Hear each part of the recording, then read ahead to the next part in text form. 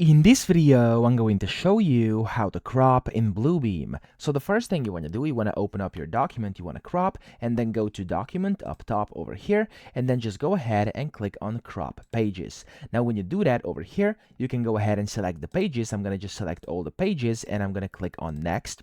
And then from here, you can see you can go ahead and of course select what you want to crop. So I'm going to go ahead and, for example, on top, select 10 over here. There we go. And if I click out, as you can see, it's going to show how much that is. On the left, let's do 15, and then over here I'm just gonna basically do some random numbers like 18 and then 12 over here, and as you can see, it's now showing what it's going to crop. If I now go ahead and click on OK over here, there we go, it will crop that document. Now I'm gonna go back right now because you can also crop different things such as images. So if I go ahead and click on the image tool here, and if I were to just insert a random image, you can click on that image as well, for example, and then up here up top, as you can see, it's going to say crop.